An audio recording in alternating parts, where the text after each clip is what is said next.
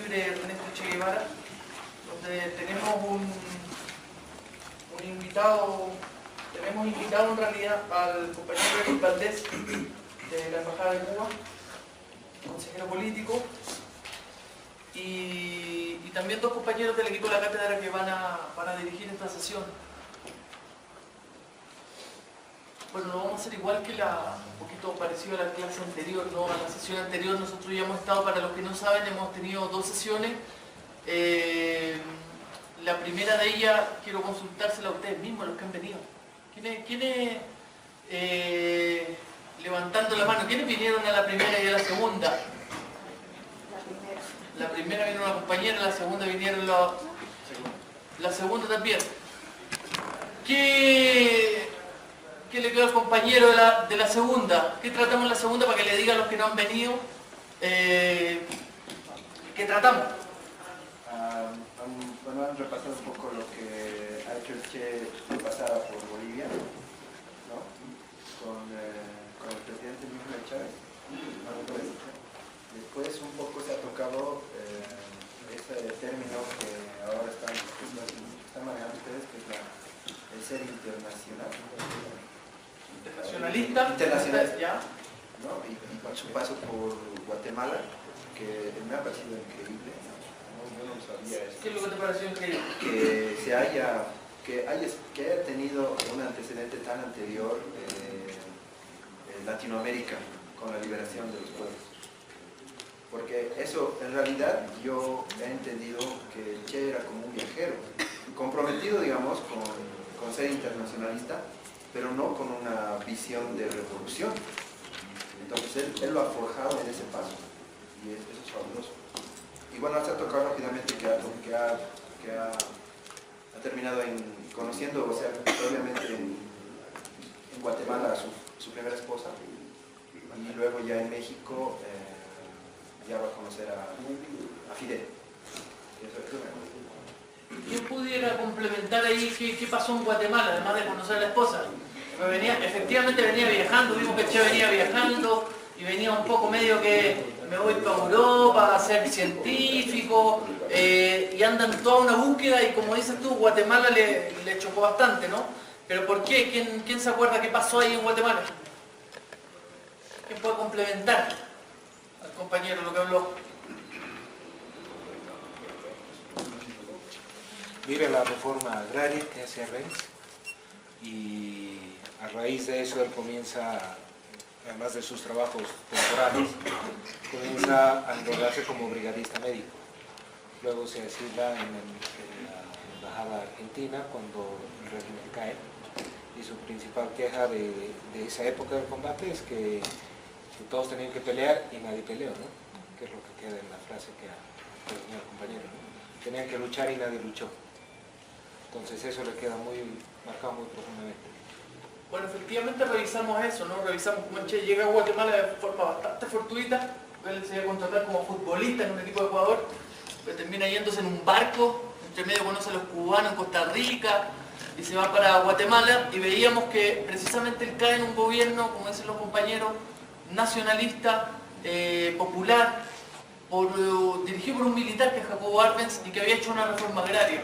Pero también veíamos que ese país estaba casi completamente tomado, casi 300.000 hectáreas de ese país eran de la United Fruit Company, y fue uno de los choques de Arbenz que nacionalizó las empresas de esta gran transnacional norteamericana, que además veíamos que hasta el hermano del gerente de la United Fruit, que era secretario de Estado en ese minuto de Estados Unidos, además era accionista de la United Fruit, ¿no? Entonces analizamos también el imperialismo y cómo el Che ve en carne propia el imperialismo, ¿no? Una intervención norteamericana que había afectado, porque Arbenz había nacionalizado los cafetales y otras cosas ahí en Guatemala. Y después que conoce a Fidel Castro. ¿Alguien se acuerda de que estaba en México? ¿En qué búsqueda estaba el Che ahí en México? ¿Qué es lo que quedamos? ¿Qué veía el Che antes de conocer a Fidel y eso?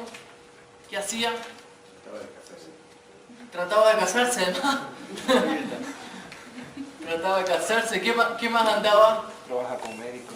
trabaja como médico en un hospital, ¿cierto? En el hospital del DF, y andaba de fotógrafo que vimos, y en eso conoce a Fidel, como dice la canción, y en eso llegó Fidel. Y nos quedamos ahí, nos quedamos en el entrenamiento militar. Para los que no sepan, estas son las 2 primeras sesiones, y ahora ya entramos en la etapa cubana del Che, y a partir de la próxima semana empezamos con distintas aristas del pensamiento del Che. Pensamiento filosófico, pensamiento económico, el hombre nuevo, qué era el trabajo voluntario y todas esas cosas. Cómo va articulando y cómo se va conformando esta personalidad.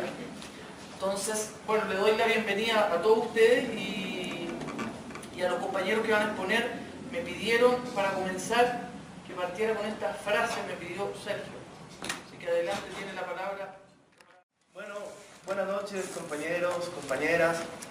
Muy agradecidos de su presencia, nuestra tercera sesión acá, nuestra tercera clase, no magistral, sino estamos en un sentido más popular.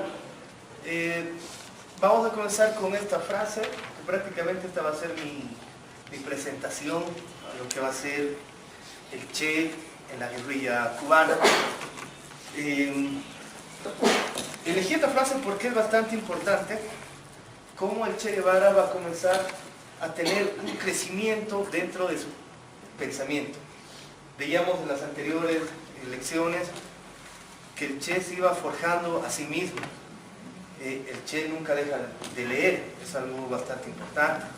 Desde el momento que tiene asma muy pequeño, desde sus primeras lecturas, veíamos que a sus 17 años escribía los cuadernos filosóficos y ya comenzaba a leer un poco de filosofía, literatura, bastantes lecturas. Comenzaba a leer Marx, comenzaba a leer Goethe. Entonces, ¿en qué momento dejé el racionamiento para tener algo así como la fe? No puedo decir porque el camino fue bastante larguito y con bastantes retrocesos. El Che es una persona, y comenzaba con esta frase, que va formando su propio carácter, que va formando su propia personalidad, va formando su propio humanismo. El Che Guevara, veíamos en el lapsus, el momento que se encontraba en el Perú, comienza a tener ya una formación marxista, conoce al doctor Pérez, y ahí comienza a leer un poco de lo que es Mariátegui, el marxismo de Mariátegui. Ya en Guatemala, al conocer a su primera esposa, Aida, Hilda Gadea, la segunda es Aida, Hilda Gadea, ya vemos que tiene la formación mucho más rigurosa en el marxismo y en la disciplina como tal, ¿no? Veíamos que podía ser un enamoramiento más intelectual, que lo denominamos así porque muchos de los biógrafos lo ponen de esa manera, lo marcan de esa manera. No es muy difícil entender la lógica de que a un argentino simpático, joven, se enamore de una peruana indígena, pequeñita, más morena. Bueno, en ese común denominador, el Che va a marcar lo que es el marxismo latinoamericano. Es justamente por eso que estamos acá, para comenzar a entender a profundidad, no solamente el sentido de lo que va a ser el guerrillero heroico, que prácticamente así lo hemos visto, lo hemos conocido, o lo entendemos, o ha sido marketeado hasta el día de hoy, sin entender lo que es el pensamiento del Che. El Che Guevara, bueno, para nosotros que militamos, que lo estudiamos, que somos sus seguidores, se convierte en una filosofía de vida, en una praxis de vida. Es esa filosofía de la praxis. Es una persona que comienza a hacer teoría, pero al mismo tiempo va ejercitando la cotidianidad mediante sus actos. La carta de 1965, en la despedida a Fidel, la parte que dejaba y decía: yo no dejo nada material, hablando de su familia, y no me importa, no me apena, porque sé que el Estado se encargará de ello.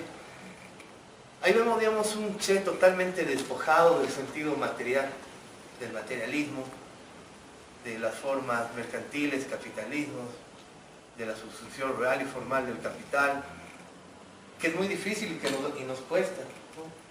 En un momento vamos a presentar un video, vamos a continuar con esta charla, pero vamos a ver cómo el Che va a tener ese progreso muy grande y muy bonito en el crecimiento de su propia conducta y de su propio carácter, ¿no?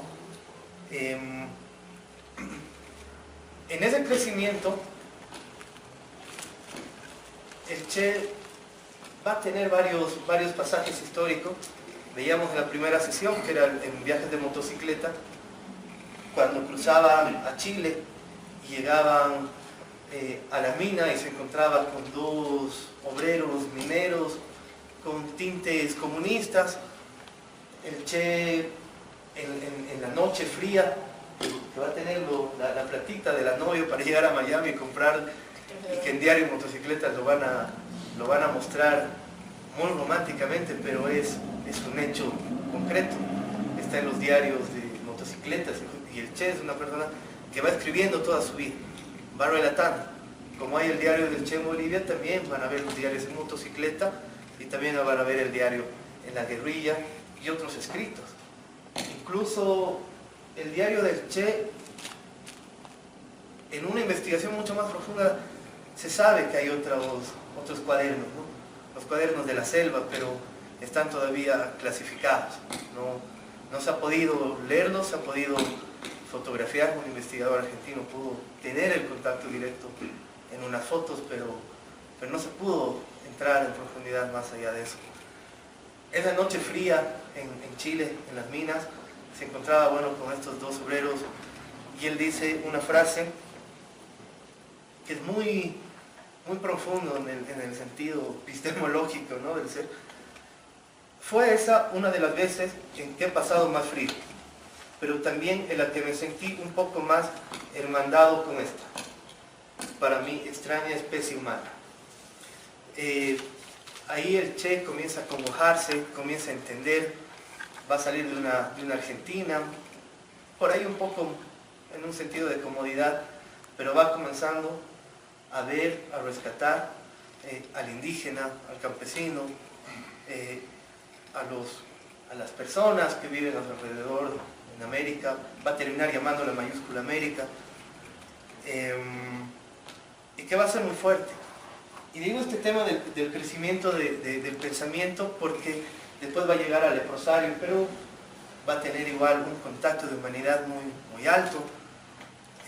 Y cuando llega a México, que vimos en la anterior clase, cuando lo arrestan en un grado de honestidad, Fidel había ordenado decir: no digan que somos comunistas, no digan que somos rojos, y lo primero que dice el Che: soy comunista y soy stalinista. Y lo arrestan, y bueno, va a ser el último en salir, ¿no?, en la preparativa para la Revolución Cubana, antes de tomar el grado. Y firmaba el Che como Papá Stalin o Tate Stalin. Tenía ese concurso de pensamiento un poco, no sé si dogmático, es discutible, pero más llevado a lo que estaba ocurriendo en el mundo detrás de la cortina de hierro, ¿no?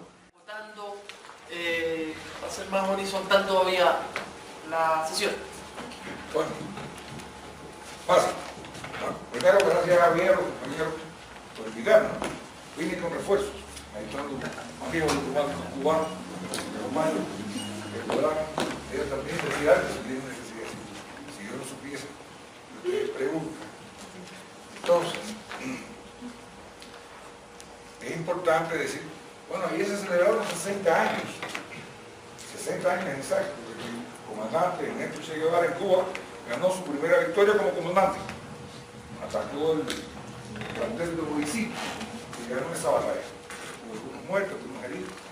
Se la fila revolucionaria el Che es bueno, ¿y ustedes saben por qué le pusieron Che a los cubanos? ¿No saben? Porque los argentinos hablan Che, y cuando se empató con aquella tropa de jóvenes cubanos, que además de ser muy revolucionario y estar dispuesta a dar la vida por la independencia, la libertad de Cuba, también eran jóvenes. y se burlaban, y hacían bromas, y el hombre decía che constantemente, y le pusieron che. Y así se quedó. O sea, es algo hasta cariñoso. No es posible hablar en esta cátedra de Che Guevara si no hablamos un poco también de la Revolución Cubana. Porque en Cuba, aunque Che es universal, nació en Rosario, Argentina, vivió en Cuba, trabajó en Cuba, hizo la Revolución Cubana, es el ejemplo a seguir por los hijos de Cuba. Los niñitos en Cuba, cuando entran a la escuela por la mañana, dicen, seremos como Che todos los días, todos los días. Y está idolatrado. El monumento más alto de mi país, más alto de la base, arriba es Che Guevara, donde está su resto, que cayó en Bolivia, ustedes saben, y está además acompañado por la tropa cubana y boliviana. Hay muchos bolivianos allá también, los huesos de los héroes de Bolivia están allá. Bueno, no es posible hablar en la carta de Che Guevara si no decimos algo también de la Revolución Cubana, porque hay tú, su mejor amigo, que fue Fidel.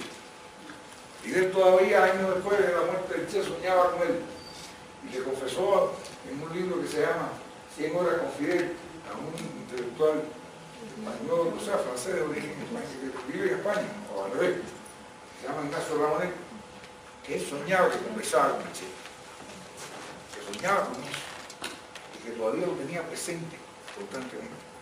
Y es verdad, en Cuba no se puede dejar de hablar del Che. Y como esa fue también un poco su escuela, hay que decir también cómo fue Cuba, para que ustedes entiendan en qué contexto él se formó como revolucionario, cómo llegó a ser no solamente comandante, sino que tomó la ciudad de Santa Clara, que en aquel momento era la segunda o tercera ciudad más importante de Cuba, y derrotó a la fuerza militar de Batista y después llegó al poder. Ocupó altísimos cargos en la dirección del país, y además de eso, su vocación internacionalista, primero el Congo y después. Bueno, entonces, en Cuba, ¿qué pasa con esto?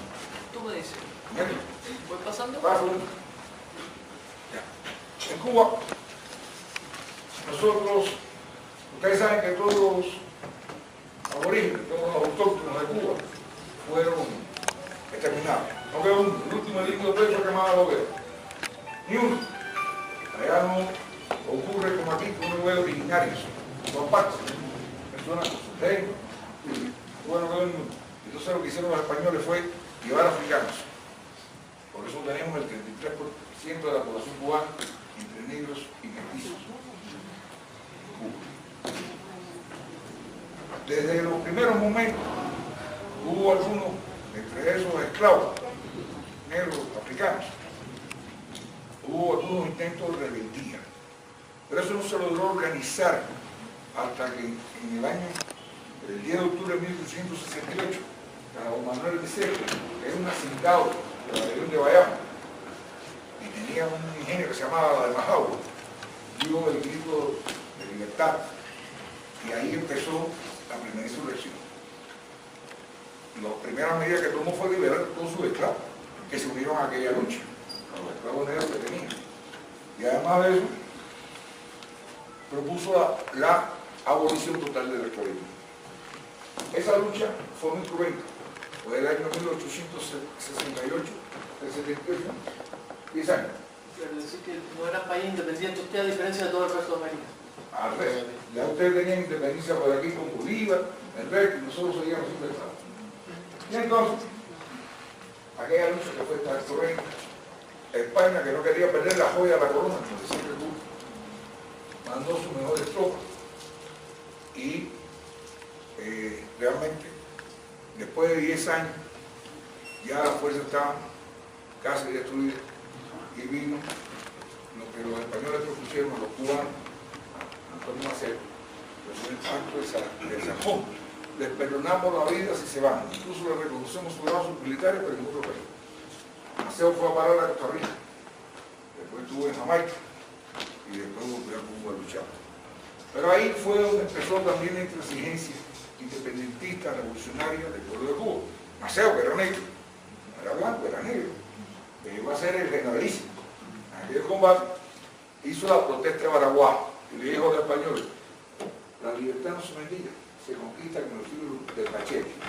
En aquella época, los machetes eran las armas, porque también había algunos fusiles. Bueno, de esa manera es que se mantuvo el espíritu de rebeldía de Cuba. Con la protesta de Areguá, que es eso que le digo. Después de una tregua entre el año 1978, más o menos, hasta el año 1895, y ya empieza Martí, José Martí, el héroe de Cuba, que había nacido en el año 1853, el 28 de enero, ya es joven, empieza también sus idearios independentistas. Joven. Y entonces, primero fue, a partir de un muchacho que quedaban con él en el liceo, hicieron algunas protestas. Después él fue detenido por aquellas ideas independentistas. Con 16 años cumplió presidio. Después fue deportado a España. Tuvo la oportunidad de estudiar. Y finalmente empezó a pensar en la libertad de Cuba ya de forma organizada y fundó en el año 1892 en los Estados Unidos, que era donde estaba, no podía regresar, estaba deportado, el Partido Revolucionario Cubano, que fue un solo partido. Ustedes saben que el arte de la revolución es lograr la unidad. Ese es el arte de la revolución. Cuando no se encuentra unidad, no hay revolución. O sea, la esencia de ser revolucionario es tener espíritu unitario y partido de eso. Aquí no solamente recaudó cantidad de dinero para la lucha necesaria, como lo que dijo él, entre los tabaqueros cubanos que estaban emigrados en Tampa, que hay Hueso, y también en Nueva York, sino que además de eso, logró organizar a los jefes revolucionarios que habían terminado, cuando el Pacto de Sajón y la protesta de Baraguá, bastante divididos. Hubo héroes que apenas, generales, de aquella guerra de 10 años, que apenas se hablaba, que se trataban mal. Y Martí, que fue un revolucionario que practicaba el arte de la unidad, logró reunirlos a todos y dijo, ahora sí ganamos. Logró desembarcar en Playita, en el año 1895, Playita es una zona del oriente cubano, y empezó de nuevo la guerra del año 95, que fue la última guerra independentista que tuvo. Ahora les explico. Ahora, ¿qué carácter tenía aquel partido? El partido era esencialmente antiimperialista, porque como ustedes saben, Martí dijo que vivió en el monstruo y le conoce las entrañas. Vivió años en Nueva York. Probablemente Martí murió con 42 años, el 19 de mayo de 1895, ya después de haber desembarcado. Pero en 42 años escribió mucho. En Cuba están sus obras completas, son 28 tomos así. Y además de eso, también tuvo un pensamiento político muy avanzado. En Estados Unidos, estando en Nueva York, incluso fue nombrado cónsul de Uruguay y de algunos países. O sea, ya era una persona de reconocimiento. Fue catedrático en Guatemala, dio curso, fue maestro, fue diplomático, fue escritor, fue poeta y también, sobre todo, fue un inmenso revolucionario. Y también un antiimperialista, porque él sabía, y después lo voy a explicar por qué. Pasa otro.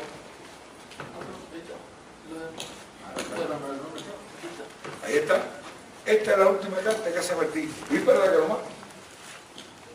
Lo matan el 19, en un combate. Y el 18 le empezaba esa carta a su amigo Manuel Mercado, allá que estaba en México. Ya estoy todos los días en peligro de dar mi vida por mi país y por mi deber, puesto que lo entiendo y tengo ánimo con qué realizarlo, de impedir a tiempo, por la independencia de Cuba, que se extienda por las Antillas a los Estados Unidos y caigan con esa fuerza más sobre nuestras tierras de América. Cuanto hice hasta hoy y haré es para eso. En silencio ha tenido que ser, y como indirectamente, porque hay cosas que para lograrlas han de andar ocultas, y de proclamarse en lo que son, levantarían dificultades demasiado recias para alcanzar sobre ellas el fin. Viví en el monstruo y le conozco las entrañas, y mi onda es la de David. Ese fue en el campamento, un día antes de su muerte. Esa es la carta inconclusa famosa. aquella guerra que se inició en el año 1895, que ya los cubanos estaban a punto de ganar, que ya se había practicado por el Valeriano Güell, un general español que había mandado para el primer campo de concentración de la tierra, que murieron 400.000 cubanos. 400.000 cubanos en un campo de concentración en aquella islita. Se frustró porque ya los estadounidenses, el gobierno imperial de los Estados Unidos, tenía ciertas apetencias sobre la isla de Cuba. Desde muchos años antes ya habían creado varias doctrinas. Una de ellas el destino manifiesto. O sea, el destino manifiesto quiere decir que estaba determinado que Cuba formara parte de un apéndice de los Estados Unidos. O la doctrina Monroe, o la fruta madura. Eran varias doctrinas que ellos tenían. La fruta madura hay que esperar a que eso esté blandito, que esté ya madurito para que caiga y con su peso caiga en los brazos unidos. Ellos con su poderío económico, con su poderío militar, después el arraigo aquel de la victoria de la clase colón, de la declaración en 1776, la independencia de los Estados Unidos, ya empezaba a ser un país poderoso. Y ellos veían la isla, estamos solamente a 180 kilómetros de distancia. Estados Unidos y Cuba, la distancia que nos separa son 90 millas, 180 kilómetros. Por lo tanto, están cerca. Ustedes comprenderán que ellos pensaban que les pertenecían. Bueno, de esa manera es que ellos en el año 1898 intervienen militarmente a partir de un pretexto del hundimiento del acorazado Maine, en inglés, que nadie le invitó a que fuera. Se metió en La Habana, ahí en la bahía. Casualmente murieron los negros norteamericanos y los marineros que estaban dentro, pero la oficialidad estaba en tierra. Era aparentemente una visita de cortesía naval, victoria de la guerra. El caso es que con ese pretexto se metieron en la guerra. Le ganaron la guerra a España y a partir de aquel momento, que no fue solamente, o sea, Cuba, Puerto Rico, Guam y Filipinas y Cuba, eran 4 países. Lo que ocurrió después ustedes lo conocen. Nació en Cuba una república que no podía llamarse ni república, porque era algo tan mediatizado. Teníamos una enmienda de los Estados Unidos que les permitía a ellos intervenir militarmente cada vez que quisieran, y de esa manera lo hicieron también en otras ocasiones, no solamente se fueron del año 98 al 1902, pero después en el 6 volvieron a intervenir, y después volvieron a intervenir en el 9, y después volvieron a intervenir en el 2, le digo intervenir militarmente. Y con aquella enmienda se abrogaba el derecho de poseer en Cuba carbonera. Cuba no podía hacer comercio exterior, Cuba tenía que estar de acuerdo en algunas cosas comerciales con ellos solamente. O sea, no teníamos absolutamente ningún intendente. El embajador era el procónsul que estaba en ese estado y decidía cómo era el destino del país. Esa fue la enmienda blanca. Hombre, mira esto. El gobierno de Cuba consciente, que los Estados Unidos pueden ejercitar el derecho de intervenir para la conservación de la independencia cubana. ¿Entiendes? El mantenimiento de un gobierno adecuado. ¿Qué cosa es un gobierno adecuado? Adecuado para ellos. Para la protección de vidas, propiedades y libertad individual, y para cumplir las obligaciones que con respecto a Cuba han sido impuestas a los Estados Unidos en el Tratado de París. El Tratado de París que ni siquiera ganaron los mambises cubanos. Los que guerrearon no fueron. Fueron España y Estados Unidos solamente sentados para firmar, tú me entregas esto. Ahora, otro artículo más, el 7. El gobierno de Cuba va a integrar o arrendará a los Estados Unidos las tierras necesarias para carboneras o estaciones navales, en ciertos puntos determinados que se convendrán con el presidente de los Estados Unidos. Ahí surgió la base naval de Guantánamo, todavía está hasta ahí. A partir de la ocupación militar. Por eso nosotros decimos que ese territorio es como si ustedes estuvieran en el centro de Cochabamba, una base militar americana. Eso no puede ser. Eso es fuera.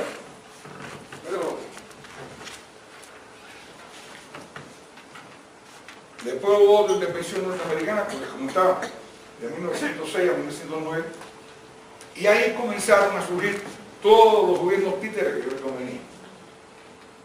Después del primer presidente, que dicho sea de paso, es verdad que conoció aquí, es verdad que luchó en la guerra de independencia. Estaba Pando, no sé, tú sabes. Pero es verdad también que era el alcalde de Tampa, antes de la guerra.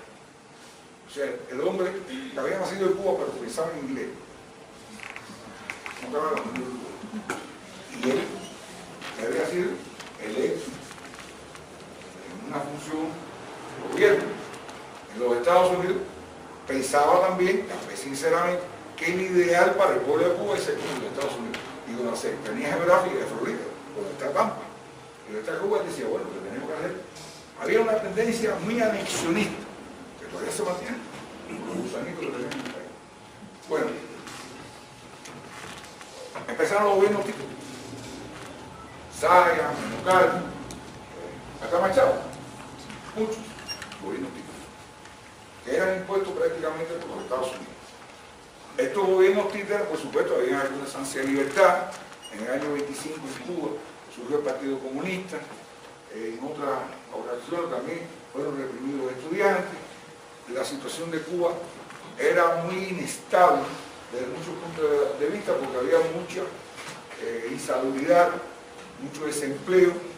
Estamos hablando que casi el 50% de la población no tenía un empleo fijo. Estamos hablando que las condiciones de vida eran paupérrimas.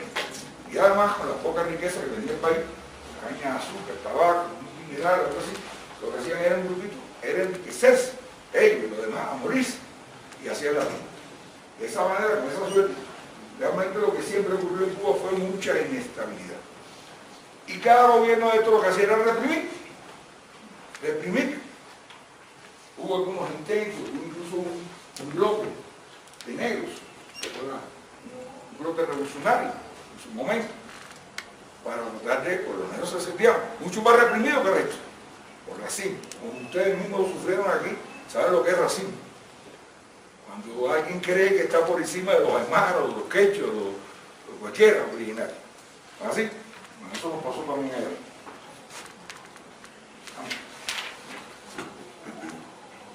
Estoy dando grandes saltos porque esto tiene 30 páginas.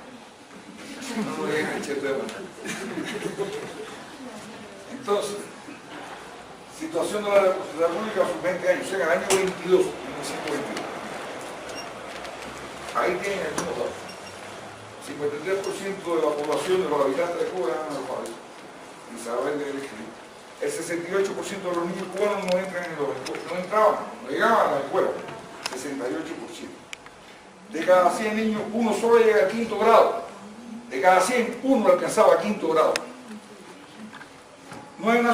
No existía una sola escuela rural en los campos de Cuba, que era un país agrícola. O sea, el mayor por ciento de la población estaba en los campos. Sin embargo, no había una escuela rural. La República, lo que decía la República, que era un relajo aquello, hizo 16 leyes de amnistía. O sea, del año 1902 a 1922, 20 años, 16 leyes de amnistía. Comprendía a delincuentes de todo tipo. Ellos amnistiaban más asesinos que meterlos presos. Con lo cual fomentaban todo el desorden en ese cabello. Los robos crecían al 10% anual. En vez de crecer la producción, la salubridad, la educación, la cultura, el deporte, era el robo al 10% anual. Tenía récord. Los 8 empréstitos que había hecho a Cuba para pagar despilfarro en su mayor parte sumaban 164.669 dólares. Perdón, millones de dólares. Ahora, con todo eso que le estoy diciendo, llega el año 30. El año 30 usted sabe que está precedido del crack económico del año 2009. Y ya la situación era insoportable. Un general de la guerra de independencia, Machado, también se enriqueció, también traicionó a su pueblo. ¿Y qué hizo? Algo muy sencillo. Empezó a reprimir. Y todo fue llegando a una escalada que era insoportable, ya no se podía más, ya de ninguna manera. Los cubanos estaban dispuestos a tolerar aquello. Empezaron a surgir importantes intelectuales revolucionarios, como ella, que además revolucionario, además comunista, intelectual. Se fundó la Federación Estudiantil Universitaria en Cuba, la FEU, que fue una organización estudiantil muy aguerrida. Había muy pocas universidades, uno de ellos, pero en ella ya existía la FEU, en todo el país, surgen grupos intelectuales como los grupos minoristas. Primero empieza la protesta de los 13 intelectuales, que los que estaban Rubén Martínez Villegas, surge el grupo minorista, estaba Nicolás Guillén, después entonces fue Nacional de Cuba, y en el año 25, como había dicho, se fundó el primer partido comunista. También aumenta el auge del movimiento obrero con la Federación Obrera de La Habana y la crisis económica del 30 al 31 y del 29 al 33, y ese fue el catalizador. Se acabó. En ese caso, se hicieron miles de protestas electorales, fueron elecciones fraudulentas las ocurrieron en el 28, hubo un pseudo-nacionalismo por parte de Machado, pero todo esto se supeditaba a los intereses de los Estados Unidos todavía. Y en esa suerte, la revolución del 33, de agosto del 33, que a partir de una huelga la gente se lanzó a la cara y se acabó ahí. Pero uno también tenemos cierto carácter. Que eso los cubanos y todos ustedes también. Llega un momento en que el cuerpo no aguanta más. Y en esas condiciones, porque pasó ustedes con la guerra del agua, con la guerra del gas, hasta aquí, ni uno más, el muerto que lo ponga otro. Así fue como.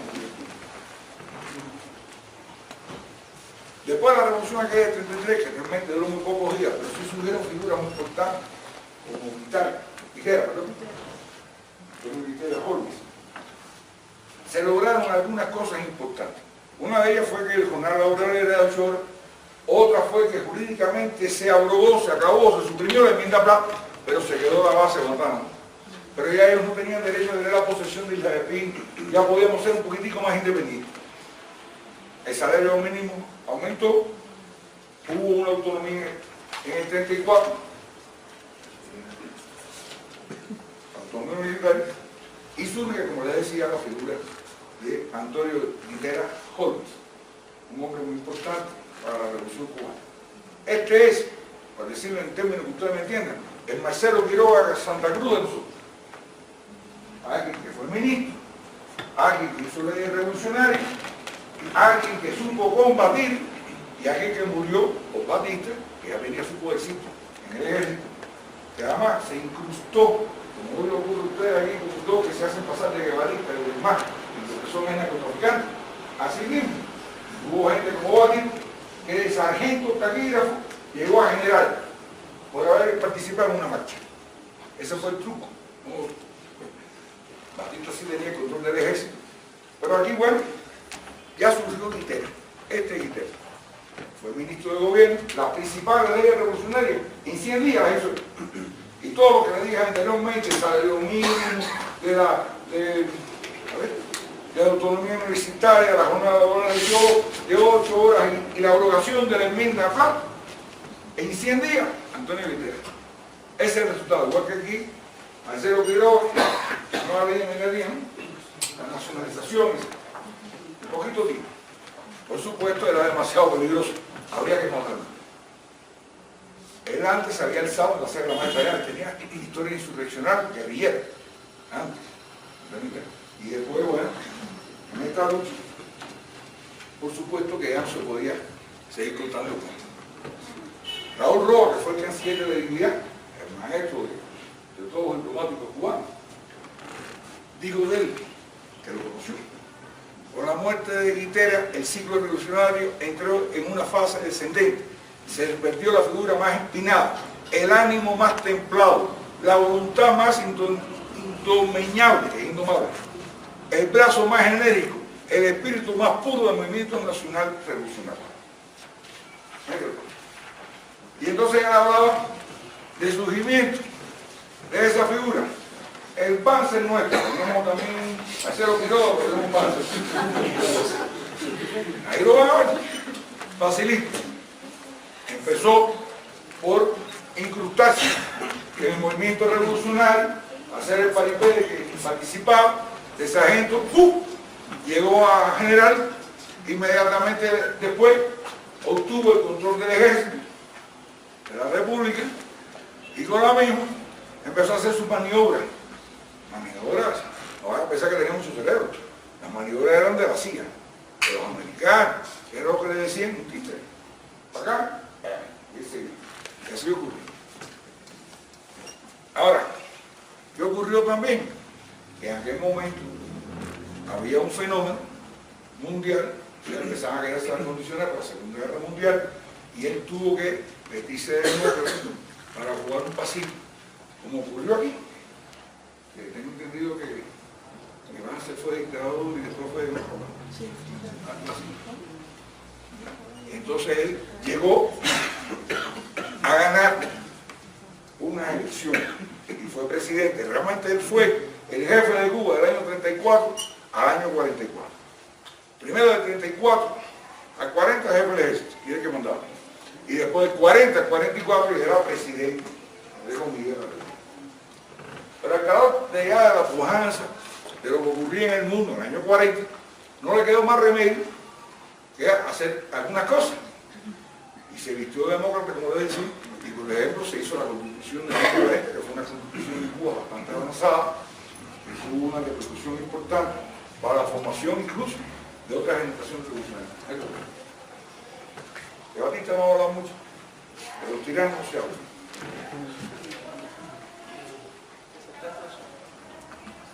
Eso. No,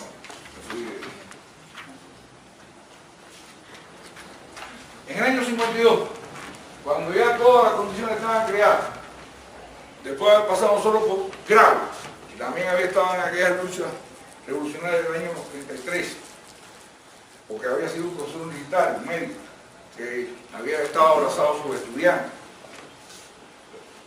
La República de Cuba en aquel momento seguía siendo una república de relajo. Eso no era cierto, no era serio. Ahí lo que decía abundaba mucho cabaret. Bueno, el triunfo de la Revolución Cubana, no sé si ustedes saben que había más de 100.000 prostitutas en el país. Y eso que ustedes ven en la película esa del Padrino, que estaban en La Habana con el triunfo de la Revolución, eso es verdad. En Capri, en La Habana Libre, ahora se llamaba Habana, se llamaba Habana Egipto. Todos esos grandes hoteles tenían casinos. Y la intención de ellos era convertir a Cuba en lo que hoy es Atlanta. Atlanta City, o ¿cómo se llama? La Vega. Ese es el interés. Hacer de aquello. Y si no llega a triunfar la Revolución Cubana, Cuba en narcotráfico hoy hubiese sido el componente de Colombia, más México, más Perú, más Brasil, y me falta incluso algún país seguramente, porque tendría que ser muy grande aquello. O sea, el Pablo Escobar estuviera en Cuba suelto y el Chapo Guzmán también. Por suerte, como dice la canción, llegó el comandante y mandó para ver. Oiga la canción, ustedes algún día se van a dar cuenta de la letra, de lo que dice. Bueno, decía que Opetá 52. Ya después de pasar por Grau y pasar también por Prigo, que fueron parte de delincuentes, que lo único que fomentaron fue la delincuencia en el país. Eran los grupos, matones y todas esas cosas. Entonces, eso es una figura decente, avanzada para su tiempo. Había mucha corrupción, que se llamó Eduardo Chivas.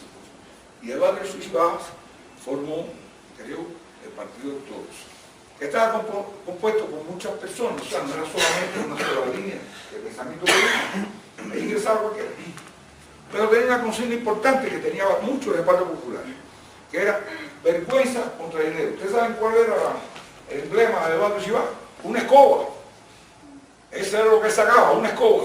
Y la escoba era para barrer la corrupción del país. Muchos muertos en la calle, muchos asesinatos, muchas pandillas. Más o menos lo que ocurre hoy en México. Para una idea, a una escala de menor. Y entonces, ¿acaso 80 días de las elecciones, cuando Chivas y el Partido de Todos debían ganar, como Luis Copeta, de Batista, el hombre fuerte de los americanos? ¿Sí me decís? El hombre fuerte. Y eso fue ya. Prigo era que iban a Chivas ahí. Sí, no, Prigo estaba en el poder. Prigo es el que estaba en el poder. Chivas se mata, porque Chivas acusa a un ministro de Educación de Prigo, el que era un ladrón, se había robado el desayuno escolar, había acabado con las supuestas escuelas, con las supuestas aulas, pero no estaba de cómo era la realidad del triunfo de la Revolución Cubana. Y aquel samaritano, aquel ministro, parece que tenía Todos sus negocios bien ocultos. No había que, vale, pasaba como tú, pero bueno, y ahora que me diga, pero bien oculto, cuesta trabajo demostrarse los consumidores. Y entonces, ocurrió que Chiván se vio imposibilitado de denunciarlo públicamente en este lugar, estaba robando, y con vergüenza se disparó y se mató. Pero el que debió haber ganado era el partido de todos. Entonces, pero ya, con este golpe de Estado de Batista, que empezó por suspender la Constitución del año 40, que es la Constitución avanzada que investigaba, después de todo aquello, ya el pueblo cubano no puede más. Es como la canción esta nueva de La Habana no aguanta más, ya no se podía más con aquello. Y entonces empiezan a surgir ideas ya más revolucionarias. Ahí surge Fidel Castro. Fidel, que era abogado, que se graduó en el 49, lo primero que hace, y había sido integrante del Partido de Todos, lo primero que hace es hacer una acusación a los tribunales. Por supuesto, usted sabe la trompetilla que le sonaron. Y le iba a hacer caso a él. Ahí está su demanda. La lógica me dice que si existe tribunal, Batista debe ser castigado, y si Batista no es acusado, si continúa siendo jefe de Estado, presidente, primer ministro, senador, jefe civil y militar, depositado del Poder Ejecutivo y Legislativo, dueño de la vida y de los bienes de los ciudadanos, entonces es que los tribunales ya no existen. Él los ha suprimido, pero eso fue lo que ocurrió. Y ya los jóvenes cubanos no podían más. Ya hasta aquí, se acabó. Y ahí fue donde empieza a surgir este fenómeno. Pasa ahora. Esto lo que habla es que empieza a surgir el fenómeno del 26 de julio. El fenómeno del 26 de julio es que Fidel logró reclutar en el más absoluto silencio, como decía Martín, el silencio ha tenido que ser, a más de 500 jóvenes cubanos. Recibieron entrenamiento militar, con escopeta de casa, para hacer un poco de práctica de tiro. No fue tanto, tampoco, pero en muchas ciudades. Y ahí no se denunció a nadie. Nadie conoció la existencia de aquel grupo. Tal fue así que la gente le llamó la atención, porque la única vez que ellos se manifestaron públicamente fue en el acto del centenario del natalicio de Martín, bajando del escalinato de la universidad con unas antorchas, que todavía hoy esa tradición se mantiene en Cuba. Hoy, la gente va con antorchas. En el año del centenario de Martín, era el año 1953, el 28 de enero, a la gente le llamó la atención que había un grupo de jóvenes que caminaban muy marcialmente, que tenían mucha disciplina, que no iban por la calle cantando, sino que tenían un porte un poco más serio, una prestancia más, un poco más organizada. Y ese era el grupo de centenario, ahí está la foto de Raúl Castro con bandera cubana al frente. Bueno, con aquellos jóvenes, organizando aquellas ideas, llegaron a la conclusión de que no quedaba otra alternativa que hacer un estallido militar. La idea inicial con el asalto de Moncada fue no solamente asaltar la segunda fortaleza militar más importante que existía en aquel momento en Cuba, que estaba en Santiago de Cuba. Se escogió la ciudad de Santiago de Cuba por la historia rebelde y aguerrida que tenía el pueblo oriental. Por eso hoy Santiago de Cuba es la única ciudad héroe de la República de Cuba, tiene su sede.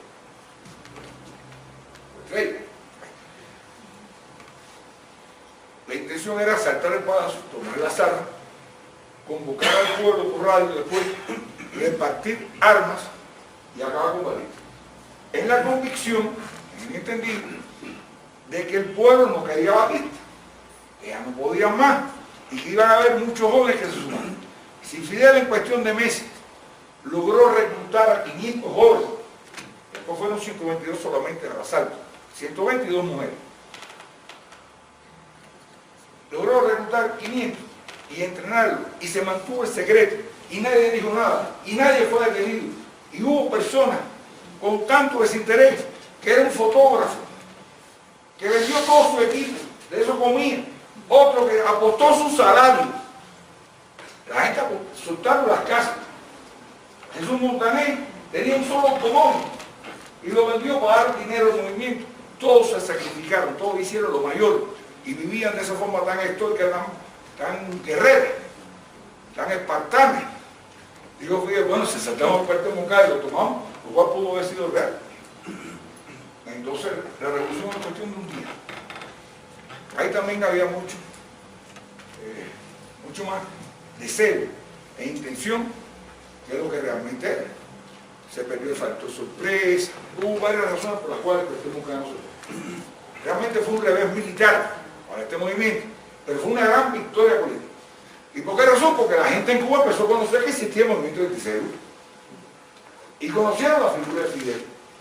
A partir de ahí, antes nadie sabía que era Fidel, pero a partir de ahí es que vi cómo surgió Evo Morales con las marchas. El pueblo boliviano empezó a conocer. El hombre que luchaba. Y así como pasan estas cosas. La toma de Cuartel Moncada también tenía dos instituciones, dos edificaciones muy cercanas, que era el Hospital Saturnino y el Palacio de Justicia. El hospital... Ahí está el paso aéreo. Ah, sí. Bueno, ahí se quita, este es el cuartel, ustedes lo ven. ¿Cómo estaba la guarnición de Moncada? 400 hombres en aquel momento, contra 120. Miren las armas, que tenían un grupo y dos. Vaya cosa casi de risa. Y entonces, unos atacarían el cuartel, otro el hospital y el otro el Palacio de Justicia. A Raúl le tocó el Palacio de Justicia, dirigió aquella acción. Abel fue al hospital y Fidel al cuartel. Se perdió el factor sorpresa. Aquello no quedó bien. No es lo mismo una escopeta de casa contra una ametralladora 50 o 30. La desventaja era muy grande. Y de esa manera fue que existió el revés militar, pero la gran victoria política. Bueno. Mira. Hay una frase de Fidel aquí importante, ¿verdad? Si el Moncada no habría existido el Granma, si el Moncada no habría existido el Granma, la lucha de la sierra y la victoria extraordinaria de enero del 59. De igual modo, sin la epopeya del 68-95, aquella guerra que les comenté, de independencia, Cuba no sería independiente y el primer país socialista de América. Ese fue el video que dijo después.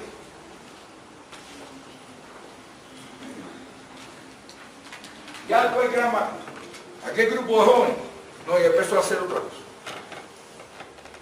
Alegan así que a Fidel lo condenan a 15 años de prisión. Él le llamó la prisión fecunda, porque lo que hizo fue dar clase a todos los que estaban con él y empezaron a prepararse ideológicamente, intelectualmente, ya no un grupito cualquiera. Ya tenía un movimiento, la autodefensa de Fidel, que se llamó la historia más tolerada, que todos seguramente conocen. Se imprimió por miles, por toneladas, es incontable. Se imprimían en mi biógrafo, pero todo el mundo lo conocía. Y este movimiento obligó a que Batista se viera la imperiosa necesidad de tener que liberar a los moncadistas, indultarlos, con el propósito que se fuera. Era indultarlo para matarlo fuera. Ese era el truco. Lo que pasa es que los moncadistas no eran tan tontos, ya tenían cierta experiencia, incluyendo clandestina, militar, y ellos lo sacan, se va para México, pero la lucha no se acabó. Ahora viene el Granma. De los moncadistas, ¿cuántos llegan a México? ¿De cuántos? De los moncadistas, ¿cuántos llegan a México? Bueno, los moncadistas pudieron más, en la acción de Moncada 26 pudieron más de 80. Eran 120. No creo que todos fueran. Hay algunos que no fueron. Entre ellos no fue Eugenio. Después resucitó usando. Dios rey. Pero Almeida, Ramiro, el Che, Fidel, Raúl, el recuerdo. Estoy pensando, no me acuerdo de todo, pero era un grupo valiente. Hubo muchos que estuvieron en los dos. El padre Pancho, así como sabe. Mario Dalmau. Mario Dalmau. En el Moncada no solamente el extranjero, hubo un italiano, hubo dominicano y hubo mexicanos. O sea que la lucha no es solamente, o sea, los que creen que los cubanos invadieron en Bolivia. No, esto se ha repetido muchas veces en la historia.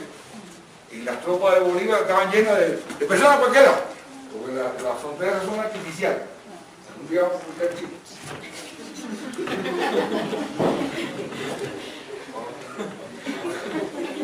Bueno, así se compuso la dirección de movimiento, que ya empezaba a ser más orgánico, más estructurado, que ya tenía una formación mucho más acabada. ¿Sí? La situación en Cuba es 59. ¿Se me acuerdan? Ahí. Esto fue la historia mesopotamia. Correcto. Esto fue la historia mesopotamia, es uno de los aspectos, incluso lo pueden leer en el libro. Nosotros llamamos pueblo, si de lucha se trata, a los 600.000 cubanos, de una población de 6 millones de habitantes en aquel momento, o casi 6, tal vez no llegaba.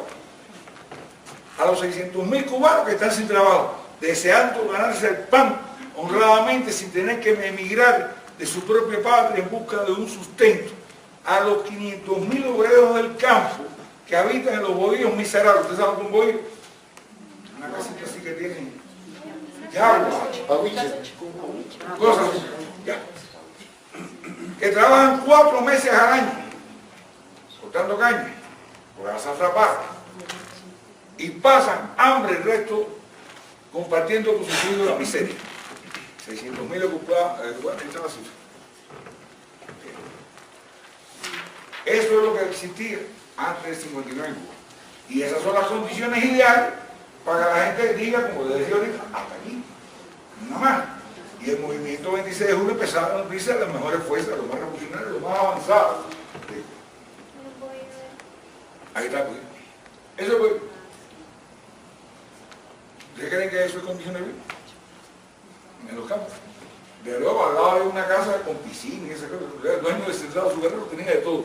Y su avioncito particular. Y esas cosas. Con tierra que le robaron a esa gente.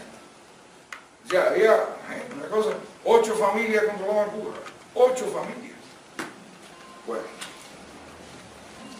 Situación en Cuba antes del 59, ya le dije algunas cosas. Ahí están. Los dos.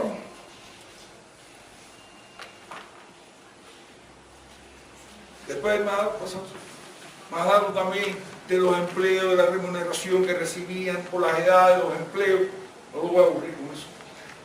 Porque si no, no me van a querer mucho más.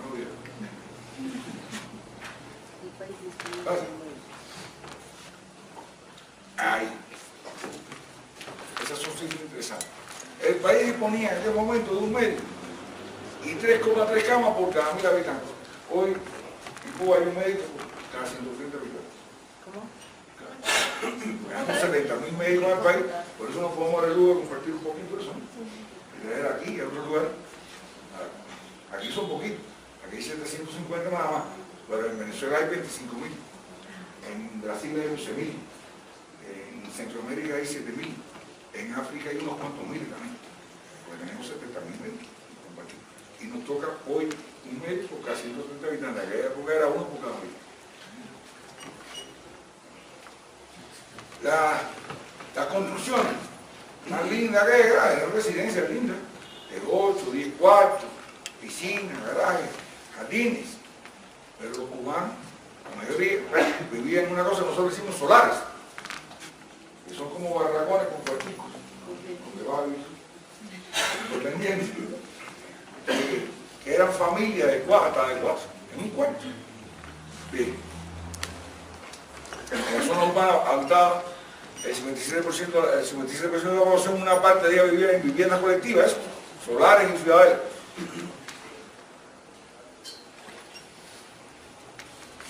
Sí.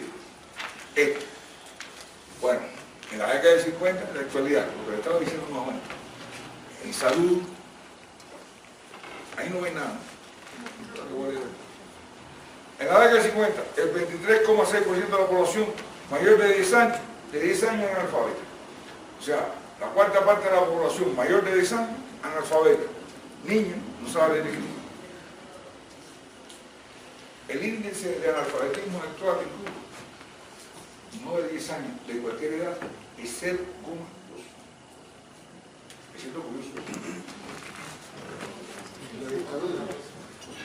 En Cuba existían 17.000 aulas, cuando debían haber en aquella época, por la población que teníamos, más de 35.000. Para diciembre del 59 existían 10.000 nuevas aulas. En diciembre del 59, o sea, 12 meses después del triunfo de la revolución, ya empezaron a haber 10.000 nuevas aulas de aquellas 16.000 que existían. Hoy existen 9.433 escuelas. Cada escuela tiene más un aula.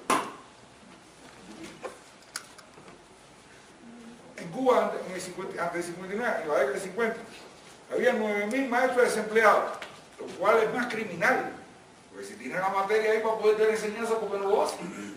No había ninguna voluntad política del gobierno. Hoy en Cuba habían 10.000 maestros desempleados, en la década del 50.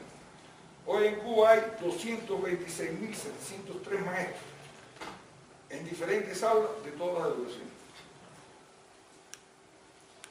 En el 50, el 45% de los niños de edad escolar no asistían a clase. El 45% de todos los niños, no de 10 años, de todos, no asistían a clase. Iban a ser bruticos, mendigos, explotados, pobres, o tenían que ser delincuentes, narcotraficantes. Ahí se nutría la sociedad. Entre educación primaria y secundaria, la matrícula es hoy de 1.056 por cada 10.000 habitantes. 10.000 habitantes incluye los viejitos, los que ya estudiaron, 10.000 habitantes.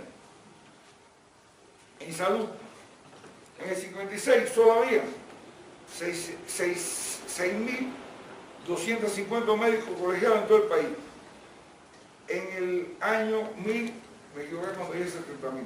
En el 2015, hace 2 años, Cuba tenía 87.982 médicos. En el 58 la tasa de mortalidad era de 40 por cada 1.000 nacidos vivos. Hoy es de 4,3 por cada 1.000 nacidos vivos. En el 60 la tasa de mortalidad materna era de 1.182 por cada 100.000 mujeres. Hoy la tasa esa es de 41,6 por cada 100.000 mujeres.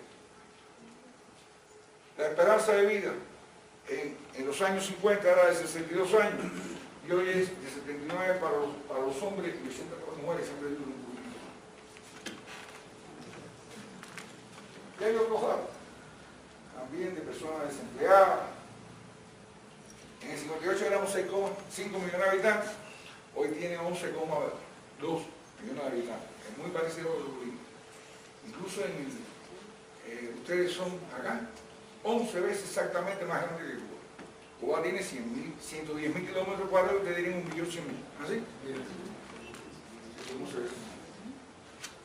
Bueno, aquí viene ya ahora el desembarco de Granma. El Granma es una cosa, no solamente es Granma, porque es un viaje, es una cosa increíble, y vale la pena recordar. Ese yatecito es un yatecito de guerrero, y dice que estaba destinado para 12 personas, y él montó 82. Era para darle vueltecitas ahí a las costas de Yucatán y esa cosa, y Fidel hizo una travesía debajo de un torrencial norte, nosotros le decimos a las tormentas. Entonces, en ese que tiene 63 pies de eslora, estamos hablando de eso, la manga 15 pies, o sea, 3 pies 1 metro, ¿no así? Bueno, 5 metros de manga, 63, ahí hay una división, para que sepan. La cabina de timón de la cocina, el equipo de radio, y el puntal, o sea, ¿cuánto hay? 16 pies de puntal, o sea, lo último hasta el techo del barco. Ahí metió 82, con equipo militar, con mochila. ¿Ustedes saben cuál fue el alimento en los 7 días de travesía? Que debieron haber sido 5, hicieron mal el cálculo. Naranja. Tuvieron 5 días con una naranja. Por eso el Che cuando llegó, dice que más de un desembarco fue un naufragio. El Che era muy simpático. Yo cosa genial de eso. Naranja. Imagínate, 5 días comiendo naranja. Pero ahí también demostró muchas cosas Fidel Castro. Y una de ellas fue que se cayó un hombre al agua, que llamaba al tribunal.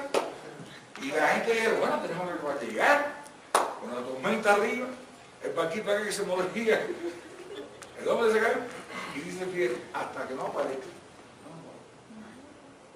No se abandona a nadie su suerte.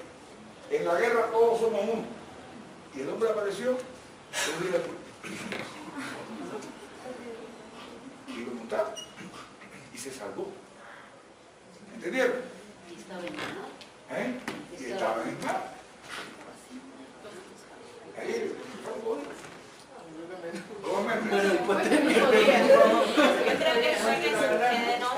de noche no se encontró otro día. A otro día. Bueno, pero póngale 12 horas en el agua. Vamos a tirarle un poco de... Vamos a quitarle. Lo que sí que el barco iba haciendo agua. Agua. Sí. Bueno, las anécdotas de que eran son realmente heroicas y espantosas. Ahí creo que muy pocos no vomitaron. Por supuesto, baño no hay.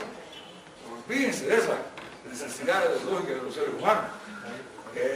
No, nada. Tomando sorbitos de agua dulce, porque no podían llevar mucha. Entrando agua del mar, se cae un hombre. ¿Ustedes saben lo que es el mar?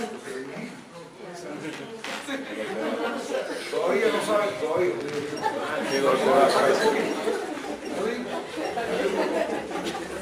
Bueno, un mar yo no ve nada. Esto es lo único que ve un horizonte para acá, para allá, no ve nada. No hay nada en que refugiarse. Y entonces, lo cierto es que aquella gente lograron estoicamente. Fidel decía desembarcar y el argentino le dijo que habían naufragado. ¿Sí? A la par de lo que ocurría en acciones militares, en guerrilleras, en Cuba se empezaron a fomentar, por supuesto, insurrecciones populares, con toda la base de apoyo que quedaron en las ciudades, estudiantiles, manifestaciones, huelgas. Y se fue consolidando la lucha armada de la Sierra Maestra con el documento que ustedes vieron del Che. Pero eso va a ser, hubo un poco de hombre arriba. Quiero decirle que el primer combate que hubo, que fue el día 5 de diciembre, ellos se embarcaron el 2. Y el 5 hubo el primer combate. Nos sorprendieron a todos. Combate de alegría vivo, es como se llama aquí. El 82, quedaron 17. 12 lograron reunirse y subir. Y después se incorporaron más que estaban también por ahí conmigo. Se vinieron a ver Fidel y Raúl después de aquel combate 5, el día 17, en un lugar que se llama Cinco Palmas. Bueno, toda la logística, toda la preparación que se había hecho con Celia Sánchez y la gente entera que lo recibiera, que iban a salir, todo eso se acabó. Por 2 días de pérdida en el mar. O sea, hubo una insurrección en Santiago de Cuba el 30 de julio. Y ellos desembarcaron el 2, ellos estaban previstos que desembarcaran el 30. Pero las condiciones climáticas, de navegación, el hombre se cayó, lo que fue tan difícil. Había un traidor en las filas en México, por lo cual... También por eso, no, pasaron muchas cosas. Un traidor los metió por eso a todos, Che. Y a Fidel, a todos, se acabó. Le quitaron las armas. Y Fidel había dicho en Cuba que en el 56 seríamos libres o mártires. El tipo se la contaba. En el 56 se acababa. ¿Y hay que hizo? Hizo cosas que demuestran su benignidad política. ¿Ustedes saben quién fue uno de los que pagó el grano? Increíblemente. Pensando que con esto, esa contribución generosa, iba a lograr algo después. Pero sabía y tenía fe que estos muchachos podían triunfar. Carlos Pino Sucarrás, el que había puesto Batista, el que Batista sacó. Y ustedes saben cómo Fidel estuvo al final. En un teatro, que estaba presente. Cruzando a nado al Río Bravo, de México, llegó a Houston, en Texas, y se fue a entrevistar en un hotelito con Carlos Pino. Y Carlos Pino le dijo, bueno, yo no comparto tus ideas, pero sé quién tú eres, que quieres morirte, y dice, como él había robado tanto de la República. Y él le dijo, no, esto es fácil, un único tipo, ¿cuánto es? 80.000 billetes. Con 80.000 billetes, compraron el grano, que no tenían barco, pues, lo habían perdido todo. Y a partir de ahí, volvieron a armarse un poquito, y ya cuando estaban todas las condiciones que daban, y así fue que se salvaron, en la peor época del año, cuando estaban las tormentas de petróleo. Bueno, llegaron, les decía que la revolución es el arte de unidad, miren cuántos pactos, con otras fuerzas, porque la revolución es el arte de la unidad. ¿Sí?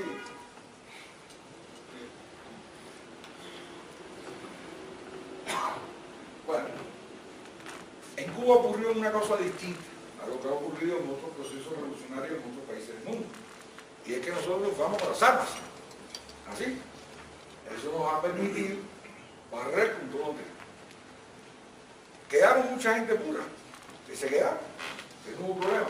Por ejemplo, un héroe de la República de Cuba, que es bastante conocido, porque fue el jefe estratégico, táctico, en Girón, José Ramón Fernández, era oficial de Batista. Había sido entrenado por la fuerza de Batista. O sea, no era. Pero seguido en la revolución, ustedes ya vieron cómo combatió en Girón. Hoy tiene 90 y tantos años, es el presidente del Comité Olímpico Cubano, fue viceministro de las Fuerzas Armadas, general de división retirado, era de la República de Cuba. O sea que no hubo sectarismo, ni hubo poder. Esa fue la revolución cubana.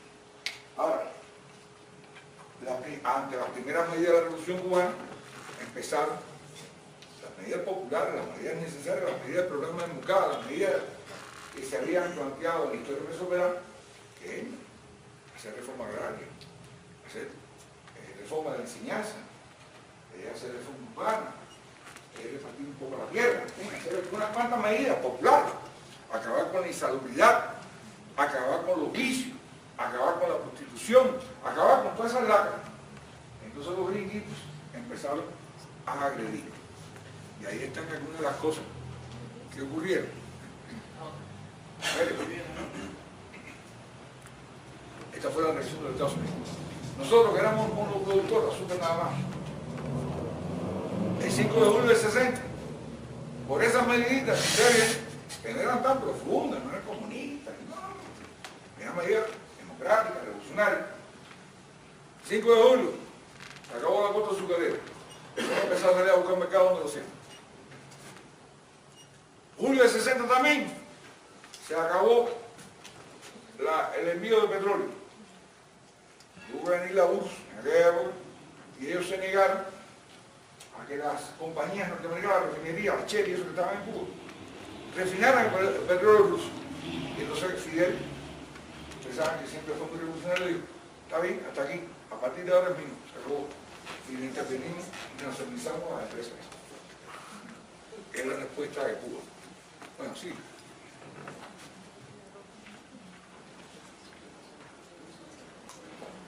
Ya, 1 de enero del 59, hace poco a los venezolanos, los amigos de Venezuela, estuvieron conmigo, empezamos a hablar de las agresiones, por ejemplo, a los diplomáticos cubanos. Ustedes saben cuándo fue la primera agresión a los diplomáticos cubanos al exterior después de la revolución. Recuerden que empezamos el 1 de enero del 59, el 4 de febrero, República Dominicana, acción para secuestrar al cónsul cubano que estaba ahí, y mataron a un niñito de 10 años dominicano. Pero a partir de ahí, la historia es larga, muy larga. Entonces, en esas condiciones de tanta agresividad, que ya no podíamos más, los americanos rompieron relaciones con Cuba y prepararon todas las condiciones desde marzo del año 1960, con Eisenhower todavía en el poder, la invasión mercenaria. En el acto que realmente, creo que dice por ahí 15 de abril, 16. Se declara el carácter socialista de nuestra revolución. De esta manera que ustedes están viendo. Esa fue una frase de Fidel en la despedida de los mártires cubanos, que eran 9, que los bombardeos previos a la invasión, el día 15, habían hecho a 3 aeropuertos cubanos para acabar con nuestra fuerza aérea, la poquita fuerza aérea que teníamos. Entonces, en aquel momento todavía, el carácter era democrático, popular, agrario, antiimperialista y social. Fue como empezó a escalar.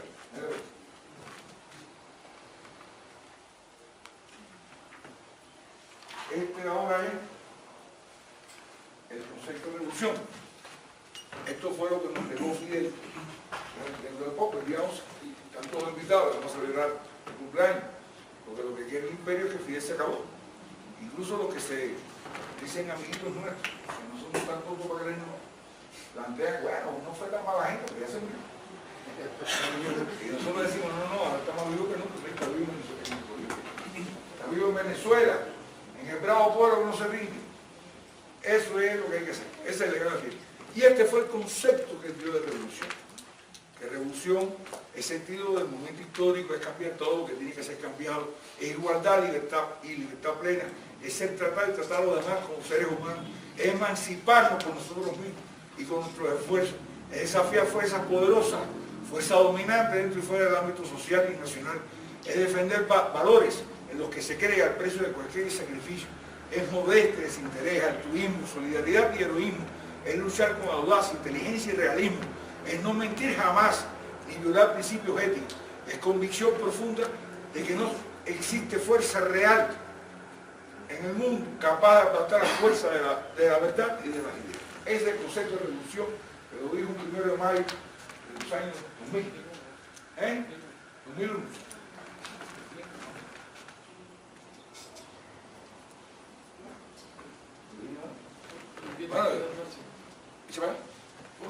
Bueno, ese es Fidel y ese es un pedacito del pueblo. Se me acabó. Preguntas. La que sea más atractiva. Todas las que quieran. Acuérdense que traje refuerzo.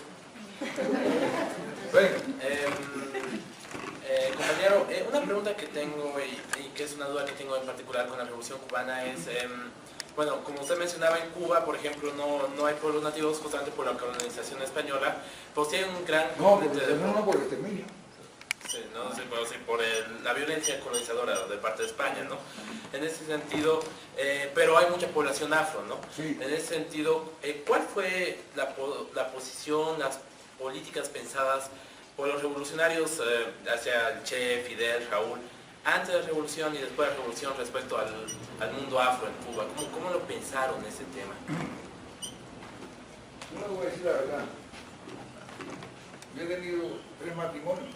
Ahora estoy con una guajira, pero estoy con 2 mujeres. En Cuba no existe tanto racismo como dice.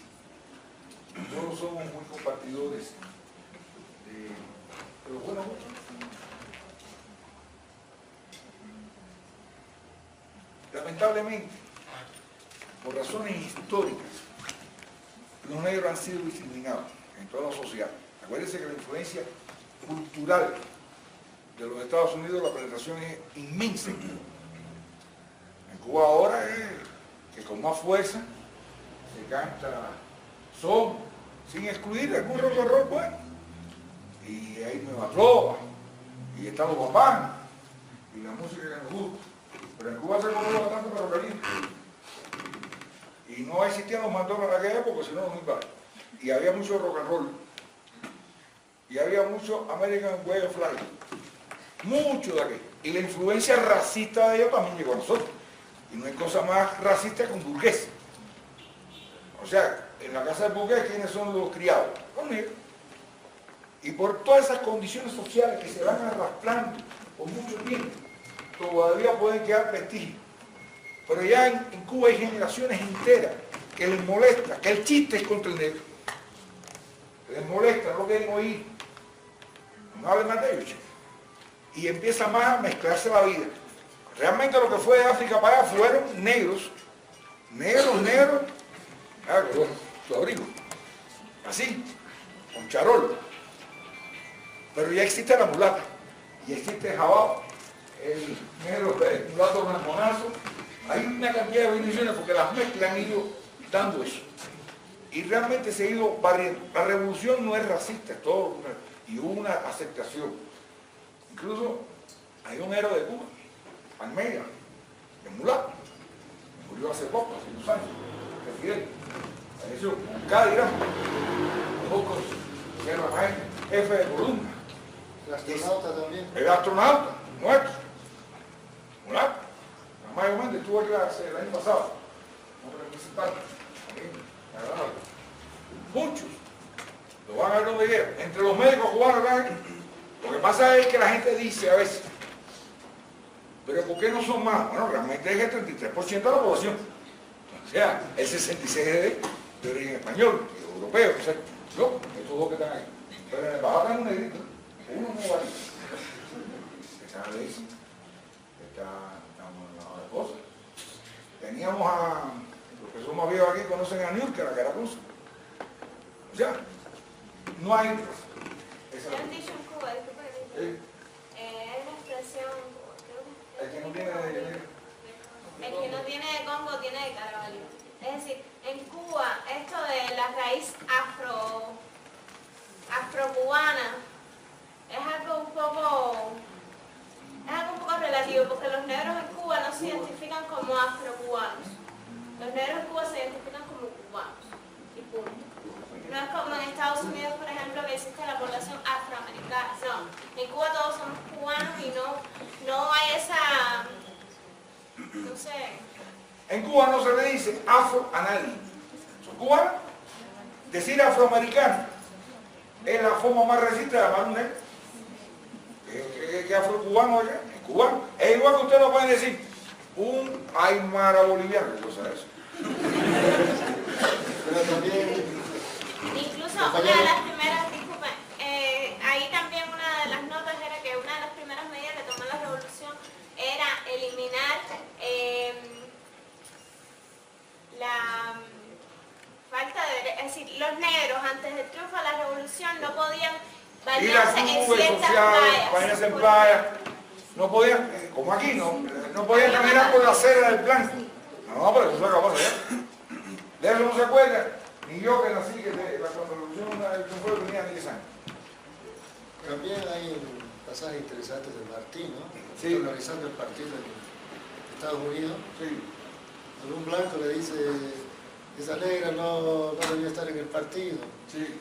Y al día siguiente Martí, abrazado de la negra a la reunión, y ahí se acabó también ese mal comentario, digamos. Los colonialistas nos inculcaron eso, la raza superior, los mejores, los reconocidos.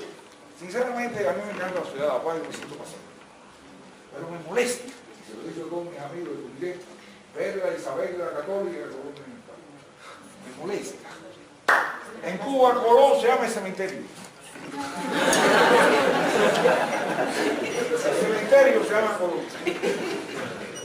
Pero no puede ser lo bonito, lo agradable.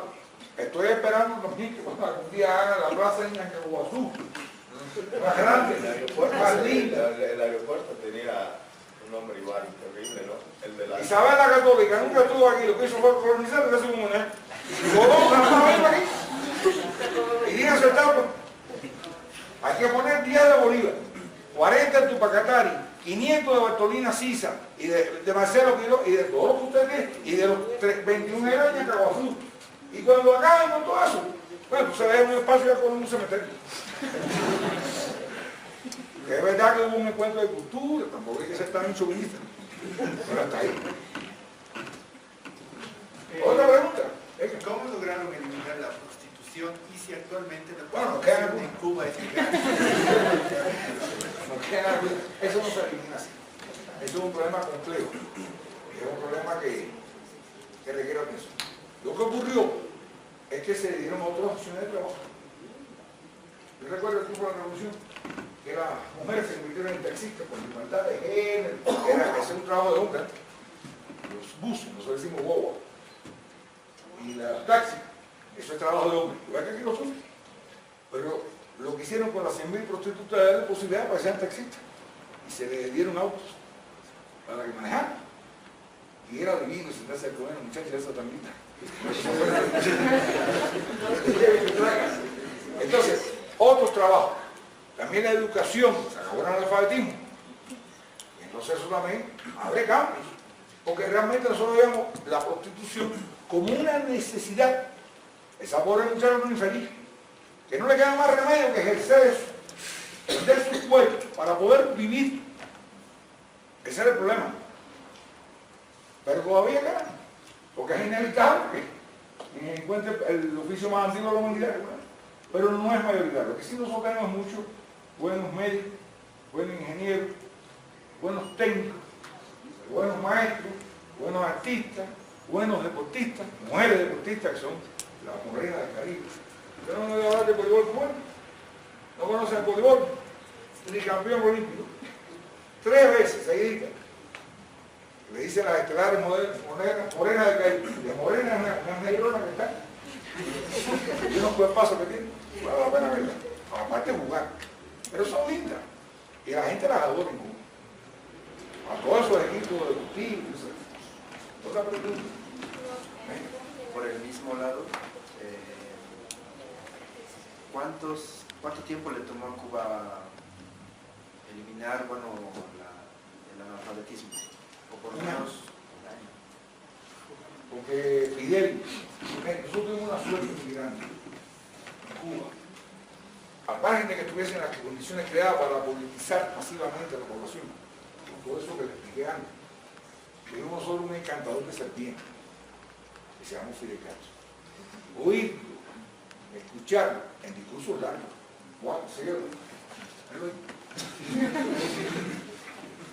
la gente se embobeció. Eso es mejor que lo que nos lo vea la gente se embobeció bien. Yo recuerdo, chiquito yo, a mi abuela llamaba, corriendo va a empezar el baile, decía el baile. Y entonces, va a empezar el baile, eso era mejor que una película. Y la gente oía y oía, escuchaba historias, realidad, no eran consignas, era un encantador de serpientes. Tuvimos el Che Guevara, que fue otro encantador, porque nosotros el Che, por argentino, además por su bravura, por su temple, era adoración. Porque había con él, a la gente le gustaba verlo decir, y al imperialismo, negativo así, esas cosas que hacen los líderes, además de su ejemplo, por eso arrastraban tanta gente.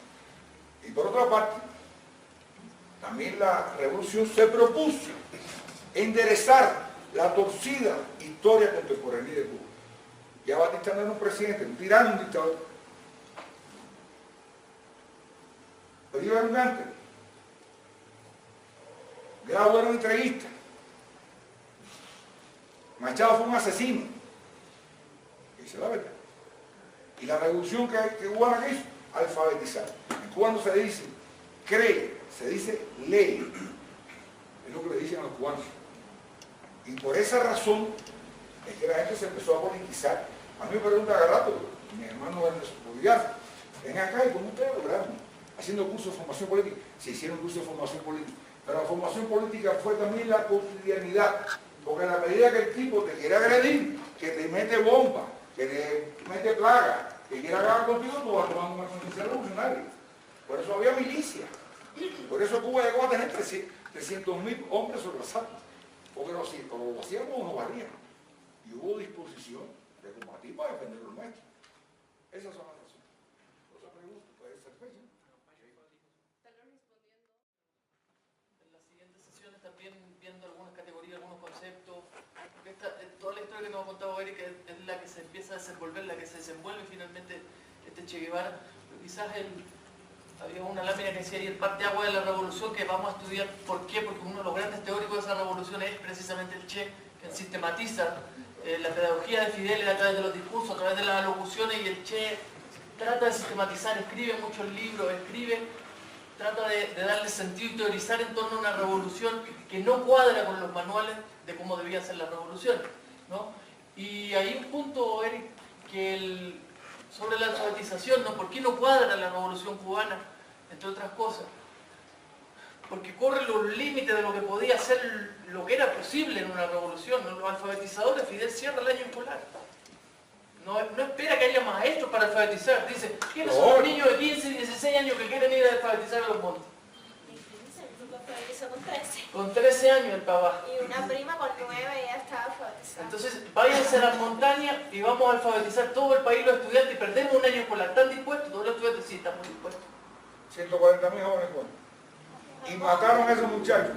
Les voy a mencionar 3 nombres: Manuel Cruz, Morado Benítez, que se llamó la Liga, Delfín Sen, pero hay muchos que asesinaron niñitos.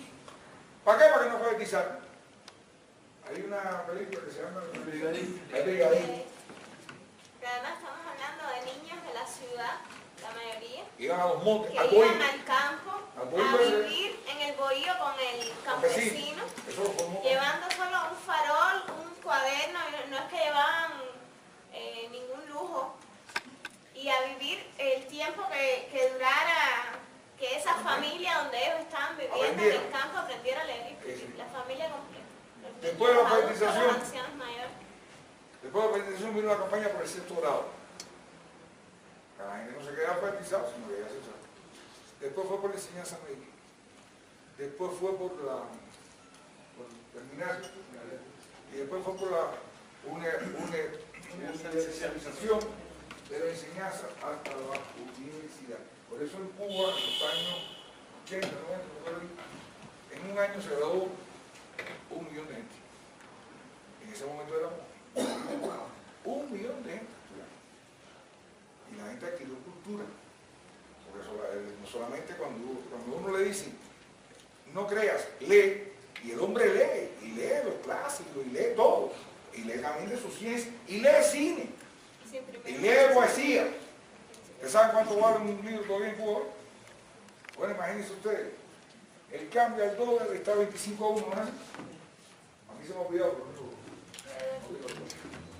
25 a 1, vamos. Y un libro puede costar 80 centavos. Hoy. Y menos estuvo en Cuba, ¿cuántos libros traes? No me van a vender los libros de arriba el 16 de julio.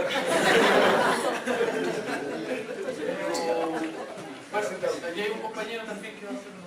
Venga. Sobre el mismo punto, me parece hermoso lo que refleja, ¿no?, el cambio que ha habido. Pero si lo ponemos en datos económicos, la revolución necesita un sustento económico. El interés gringo, como siempre, son el control estratégico de los recursos. ¿Cómo ha cambiado la matriz de ingresos de lo que era Cuba en su momento? Que era azúcar, petróleo. Ahora azúcar y petróleo. ¿Qué petróleo? ¿Qué petróleo? No, ojalá que aparezca. ¿Y ahora cómo ha cambiado? Bueno, lo explico. Y me alegra mucho su pregunta. Porque la gran acusación que va a hacer a Cuba es que la revolución estaba muy seria. Le dicen lo que dice mi amigo, que Fidel traicionó al Che, que la revolución estaba muy seria, que nosotros somos un pueblo hambriado y triste. Y hambriado. Hay que ver cómo se comportan los cubanos en carnavales. Triste nada. Bueno, ¿qué ocurre? Realmente, y de forma lamentable, parece que cuando Dios hizo al mundo, le soltó mucho a Bolivia y poco para Cuba. Nosotros tenemos 3.000 playas, pero no tenemos una gota de petróleo. Aquí me encontré a Alfredo Calcudo, un amigo de Cochabamba, que estudió, me dijo, prospección petrolera en la Cubana, en una universidad cubana, universidad técnica. Y yo le dije, ¿en Cuba? ¿Prospección petrolera? Y me dijo, sí. Y dijo, no, 6 años de carrera. 6 años, sí. ¿Y te graduaste en eso? Sí. ¿Y dónde trabajas? Me dijo, en IPFB. Le dije, no me digas. Compadre, con tantas cubanas que no te enamoraste, no te quedaste a ver si me encuentras algo. Ayuda. Porque lo cierto es que tenemos pocos recursos minerales. Tenemos el suelo es más, una islita estrecha y larga, 1.200 kilómetros de punta a punta, pero hay tramos que tienen 36 kilómetros de ancho. María Majana, ahí 36, uno despega en el avión y ve las dos costas, la sur y la norte, y así. Entonces, los vientos de acá nos dan, los del norte siempre son más altos, y los del sur también nos entran, muchos salitres. Esas condiciones han sido malas para la agricultura regresar. Pero arriba de eso, el peor fenómeno no son los ciclones, es el bloqueo.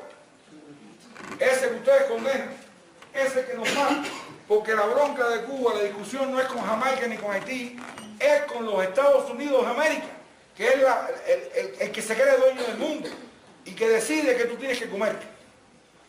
Y nos han hecho así, nos han cerrado. Ustedes, comentando aquí, con mis colegas, ustedes saben dónde Cuba compra la leche en polvo. Ustedes saben dónde está el Caribe, ¿no? En Nueva Zelanda. Y la mantequilla. Pollo iraní. Pollos iraníes. Arroz vietnamita. Arroz vietnamita. Ese es el bloque. Hay que ser valiente para vender la comida. Hay que ser valiente. Por eso en una ocasión que algo pasó aquí, en leche, que tienen bastante, porque tienen 27 millones de cabezas ganadas. El Evo cogió y había que rematar algo ahí. Era creo que 109 pesos. Digo, para Cuba. Y los cubanos aplauden, lo adoran. No solamente porque juega fútbol y porque para nosotros habla radio y esas cosas, sino lo adoran por lo valiente que sí. Y además ustedes saben que si se pone en cualquier escenario y mete cualquier incluso los proveedores. Y eso nosotros lo respetamos. Lo respetamos. Que alcen la cabeza y que quieren, eso lo disfrutamos. Cuba tiene muchas características, como dicen ellos, para no prosperar económicamente. Ahora estamos invirtiendo mucho en turismo, porque tenemos 3.000 playas, eso sí, y entonces turismo. Pero llegará un momento, ahora estamos recibiendo normalmente 4,2 millones de turistas, ¿no? Este año debe ser 4,2. Sí, el año pasado fueron 4, ¿no? 4 el año pasado, 4,2 este año. Pero yo tengo la impresión que nunca va a poder sobrepasar los 11 millones de cubanos somos, porque si no vamos a tener que discutir en parte, no va a quedar espacio. ¿Entiendes? El turismo es una industria, ¿cómo decir? Es una industria, le dicen una industria sin chimenea, porque todo es bonito, todo es con manteles, con sábanas, con pisos brillosos, con piscinas, pero también las piscinas llevan agua, no solamente cloro. Y el turista gasta mucha agua y energía, porque hay que ponerle aire acondicionado, el día entero. O sea, no van a pesar, no es regalado. Lo único que nosotros tenemos regalado es sol y arena. Esa sí la naturaleza que nos todo bien. Pero por lo demás, tenemos mucha dificultad para desarrollar la agricultura, no tenemos mineral, no encontramos petróleo, tenemos muy poquito. Y lo único que nunca pudo bloquear a los americanos fue la cabeza. Y entonces lo que hicimos fue desarrollar ingenieros técnicos, médicos, eso sí. La gente a veces con un quinqué, con una vela leyendo, porque Cuba, el periodo especial, casi nos comemos unas a otras. Casi. Hay cuentos ahí fantásticos, no sé si sean fantásticos, de los bistecs de corteza de toronja. Dicen que son muy sabrosos. Y de otras variedades de aves e insectos. Venga. Miren, una pregunta. ¿Cómo hacen en la parte económica el cambio del dólar y del euro para beneficiar tanto a salud y educación? ¿Cómo ustedes manejan, digamos, las divisas y no permiten que las divisas, digamos, circulen libremente? No, sí. Puede circular libre. ¿Tú me preguntas que cómo hacemos? Magia, malabarismo, de verdad que nadie sabe cómo somos. A veces nosotros mismos nos reímos, con buen espíritu, ¿no? Como consejos. Pero a veces decimos, bueno, ¿cómo estamos aquí? ¿Cómo llega a usted? Porque los americanos no son fáciles. Ellos tienen fuerza militar, tienen CNN, tienen los medios, y es la campaña ahí, el hostigamiento, las agresiones militares, el terrorista, y hablando de las agresiones a Cuba, el cambio, me pidió algo de las agresiones, me dijo, se llama ahora guerra de cuarta generación, o de colores, guerra de colores. Y yo le dije, mira, nosotros hemos tenido todos los colores. Hemos tenido de todas las guerras, la bacteriológica, la química, la diplomática, la económica, la militar, la terrorista, cualquier guerra. De todas. Y hay ejemplos para todas.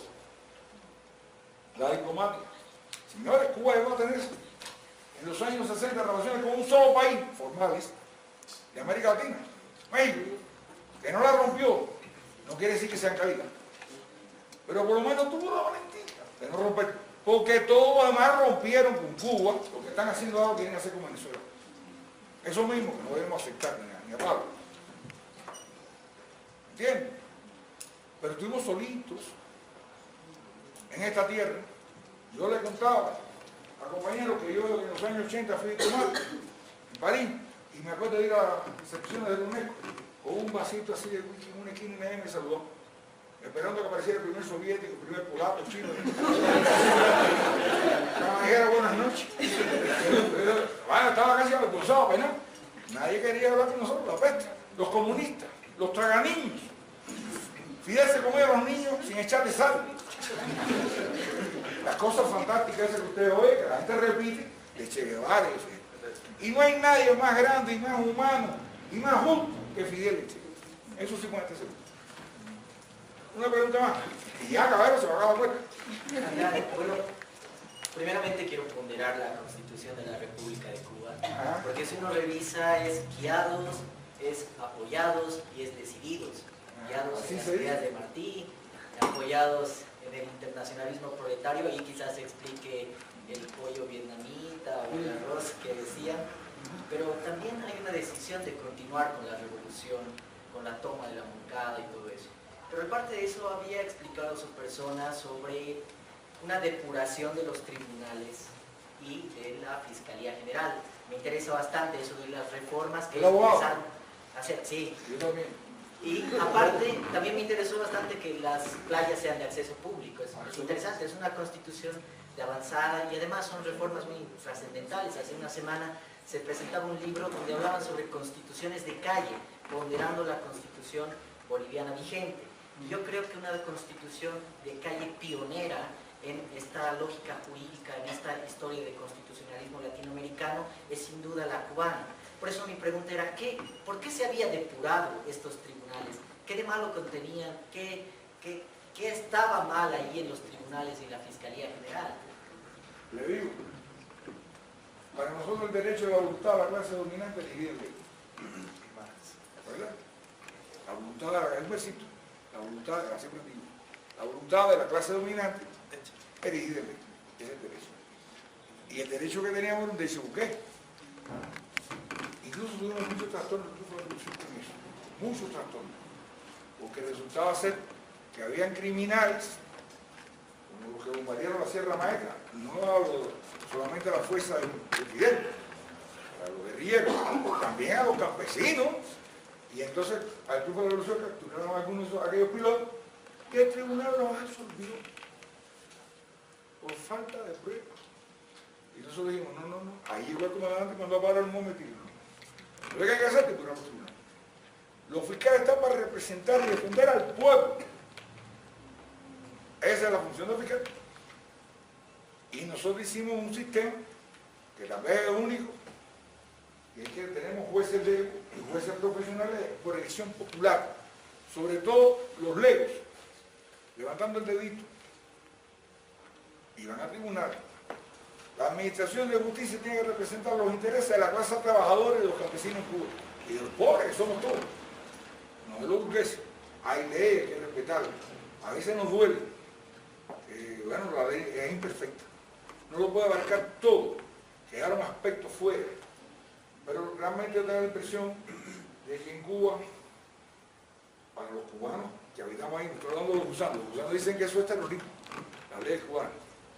Pero es que nosotros tenemos que defender y no podemos perder el poder que teníamos y tenemos que hacer eso. Han habido leyes cubanas que yo reconozco que han sido de carácter muy avanzado, la ley de la familia, que ya está obsoleta hoy y va a haber que modificarla, porque tiene que reconocer matrimonio, por ejemplo, de toda la diversidad que existe. Eso es algo más actual y debía avanzar en muchos caminos de eso. Pero yo recuerdo que en el año 75 en Estados Unidos, el Código de Familia de Cuba que se acaba de promulgar, se estudiaba. En Georgetown University, donde estuve, se estudiaba. Y decían, esto es demasiado avanzado en Estados Unidos. Y en Europa, había gente que leía aquello. El Código de la Infancia y la Juventud, donde no dicen solamente los deberes de los jóvenes y los infantes, dicen sus derechos. Y muchos de ellos están penados. Hay un letrero que a mí me encanta, bueno, yo defiendo Cuba, se habrán dado cuenta, que hay un letrero en Cuba que dice, en las calles de América Latina, todos los días duermen tantos niños en la calle. En Cuba no duermen en la calle uno. No. Alguien tiene que recogerlo. Yo no sé si es el CDR, el partido, el vecino al lado, pero no hay mendigo. No hay mendigo. Pasamos hambre colectiva a veces, pero no tenemos un mendigo. Esa sociedad a nosotros nos parece mucho más justa. Y el derecho nuestro tiene que defender eso. Defenderlo a capa y a espada. Yo tengo la impresión que lo que ocurre muchas veces es que el efecto de imitación de lo que hace el vecino, de cómo vive el otro, de lo que yo debería hacer porque el otro lo hace y le salió bien, no tiene en cuenta las culturas y las condiciones concretas de cada país o de cada sociedad en un momento determinado. Pero nosotros no tenemos por qué imitar a nadie. De la misma manera que tampoco le decimos cómo ustedes tienen que hacerlo ustedes. A mí me preguntan muchas veces qué pudiéramos hacer en esto, y digo, no, yo te digo lo que yo hice.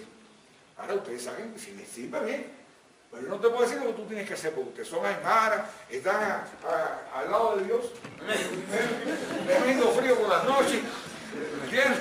Con las calles estrechitas y llenas de tráfico, son distintos. No es lo que es Cuba. Son otras condiciones. ¿No es así? Por eso, nosotros les podemos decir lo que hicimos. Y si les sirve, bueno, felicidades. Y ayudarlos a los cubanos. Martí nos enseñó muchas cosas a los cubanos. La doctrina martiana, que fue la que asumió Fidel en toda la revolución, es una doctrina martiana. Y Martí dijo cosas muy bellas, pero dijo también cosas lapidarias. Ser culto para ser libre. O ser culto es el único modo de ser libre. Alguna de ellas. Los niños son la esperanza del mundo. Los niños son los que saben querer. A ver si me acuerdo de uno. Y otra que es muy importante. No se da lo que nos sobra. Se comparte lo que se tiene. Y desde que son así jovencitos, o más chiquititos, los nenes empiezan a aprender eso. De ahí que la voluntad internacionalista de Cuba no sea un gran esfuerzo. Entre otras cosas, porque hemos barrido con algunas cosas que a nosotros, a nuestro juicio, sobran. Codicia, vanidad. En Cuba los muchachos viven como estos. Tal vez tengan 2 pares de zapatos. Y tal vez no estén a la moda. No tengan 15 jeans. No los tengan. Todo eso es verdad. Pero ¿para qué uno quiere 50 pares de zapatos si tiene un par de pies? Esa es la respuesta que dan ellos. Los más jóvenes y más osados, jóvenes, también dicen, ¿para qué yo quiero ropa, ponerme ropa bonita si la más bonita es la que uno se quita? O sea, hemos encontrado una filosofía donde lo que vale no es el dinero, donde lo que vale es la felicidad, que es otra cosa. Familia sana, hijos creciendo, acceso a la cultura, disfrutar un juego de fútbol, tomarse una cerveza con un amigo, porque tiene que ser whisky de $500, con un roncito cubano aceptable. Eso decimos que hacemos una fiesta con una lata y un pavo. Todo el mundo empieza a buscar. Somos felices. Los niños chiquiticos dicen, somos felices aquí. No hay por qué creer que la felicidad está asociada a la riqueza, a la opulencia. ¿Para qué queremos una casa de 20 cuartos si duermen 2? Ustedes imaginen que todos los chinos, que son 1.300 millones, tuvieran una casa con piscina. Se acabó el agua del mundo. O que todos los chinos a las 6 de la mañana arranquen el automóvil, la producción inmensa. 1.300 millones de chinos.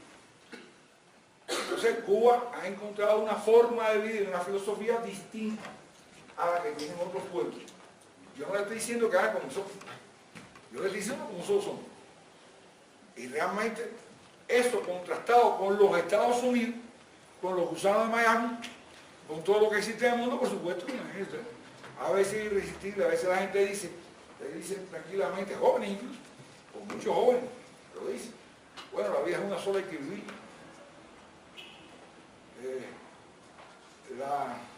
La patria no me la ponen en un plato. Hay quien hasta dice, peor, aunque no tenga acceso, me gusta ver las tiendas llenas. Aunque nunca pueda comprar, pero por lo menos sé que existe. Ante eso usted sabe, bueno, hay fronterizos también. No sé si ante eso, lo que hacemos, acceso a la tienda. Bueno, le queremos agradecer a Eric, queremos agradecer a todos los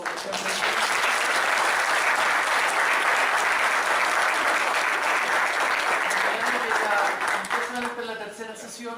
Se quería tocar la revolución cubana, el marco en el cual se desarrolla el Che. El próximo jueves vamos a tratar, ya empezamos la edificación del socialismo, cómo empieza a construirse el socialismo en Cuba, el rol del Che. Vamos a tocar algunas partes del Che, precisamente en el periodo de los 50 como guerrillero, o sea, ya saliendo de Tuxpan, pero después como dirigente revolucionario, que es donde se empieza a desarrollar o donde empieza a aplicar en la dirección todas sus teorías, ¿no? Todo su laboratorio mental que hemos visto en estas 3 sesiones, los empieza a practicar primero como dirigente revolucionario a cargo de una academia, de una guarnición militar, después como algunos no saben a lo mejor, director del Banco Central y después como ministro de Industria de Cuba. Tiene que industrializar ese país que vimos que era rural, que era monoproductor, un país boicoteado, dependiente, periférico, y que de pronto dice, vamos a cortar todas las cadenas de la dominación. ¿Cómo se hace? ¿No? Y con un 50% de analfabetismo. ¿Cómo nos podemos liberar? Esa apuesta cubana, donde el Che fue uno de los protagonistas privilegiados de eso, en muy poquito tiempo, lo vamos a comenzar a estudiar en las 9 que viene. Les recomiendo a los que se interesan también que está en nuestro blog, que es el cátedra libre ernestocheguevara.blogspot.com, donde ya estamos subiendo todas las cartas que hemos visto a los padres, a los tíos, los diarios, subimos los libros de los viajes por América, subimos todo ese material, vamos a subir algunas cosas de Fidel Castro sobre esta experiencia y todo lo que viene. Aquí se empieza a poner igual pesadita la pista porque Che era un tremendo teórico, además de un tremendo revolucionario. Así que muchas gracias a todos.